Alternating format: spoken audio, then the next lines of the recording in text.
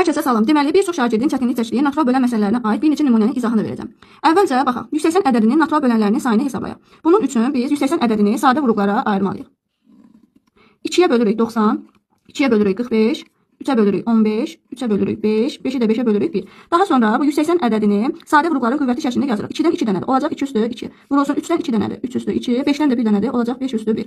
Natural bölənlərin sayını tapanda hər qüvvətin üzərinə 1 gəlib hasilini tapırıq. Olacaq 2 üstə 1, vurulsun 2 üstə 1, vurulsun 1 üstə 1.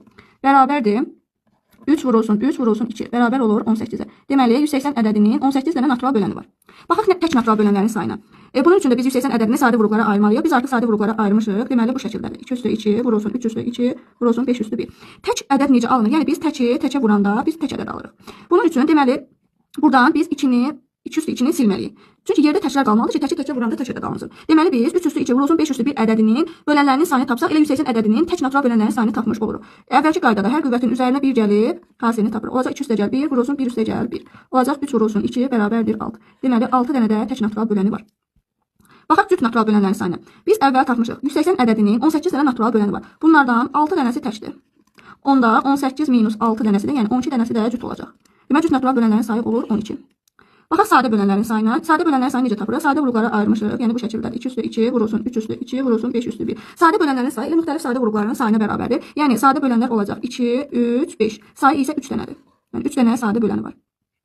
Baxaq mürəkkəb bölənlərin sayına. Deməli biz 180 ədədinin natural bölənlərin sayını tapmışıq. Deməli 18 dənə natural böləni var.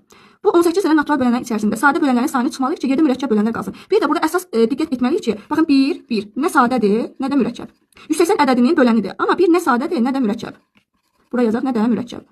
Ona görə biz bu 1-i ayrıca çıxmalıyıq. Çünki mürəkkəb bölən deyil 1. Aha, deməli ümumi bölənlərin sayı 18-dir. Biz buradan çıxırıq 3 dənə, yəni sadə bölənlərin sayı çıxır, 3 dənəsini çıxırıq. Bir də ayrıca bu 1-i də çıxırıq. Olacaq 14 dənə. Deməli mürəkkəb bölənlərin sayı da olur 14. Baxaq 3-ə bölünən natural bölənlərin sayına. 180 ədədini sadə vurğulara ayırmışıq. Yəni 2 üstə 2 vurulsun 3 üstə 2 vurulsun 5 üstə 1. Baxın bu şəkildədir.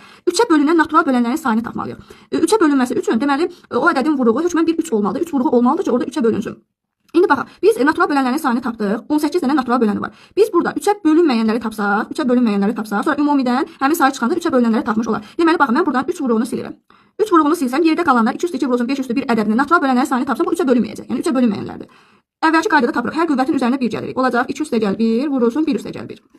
Olur 3 vurulsun 2 bərabərdir 6. Deməli, baxın, 18 dənə bölənim var. Yəni 180 ədədinin 18 dənə natural böləni var. Bunlardan 6 dənəsi 3-ə bölünmür. Buradan yazaq, 3-ə bölünmür. Onda 12 dənəsi artıq 3-ə bölünəcək. Yəni 3-ə bölünən natural bölənlərin də sayı olacaq 12.